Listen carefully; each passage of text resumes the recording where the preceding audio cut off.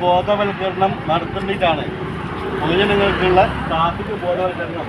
ഇവിടെ പല വണ്ടികളും നമ്മളെ റോഡും കൂടി പോകും. ബസ് പോകും, കാറ് പോകും, ജീപ്പ് പോകും, ബൈക്ക് പോകും. അപ്പോൾ ബൈക്കിനാണെങ്കിൽ ഒരു ഹെൽമെറ്റ് ഇടില്ല. ഹെൽമെറ്റ് എന്തിൻ്റെ ആവശ്യത്തിനാണ്? ഫൈനെടുക്കുന്ന ആവശ്യത്തിനാണോ? തലയുടെ പ്രൊട്ടക്ഷന് വേണ്ടിയിട്ടാണ്. അതുകൊണ്ട് നമ്മളെ താടി കവർ ചെയ്യുന്ന ഹെൽമെറ്റാണ് നമുക്ക് വേണ്ടത്. പലരും തലമാത്രം കവർ ചെയ്യുന്ന ഹെൽമെറ്റ് ഇട്ടിട്ടാണ് പോകുന്നത്.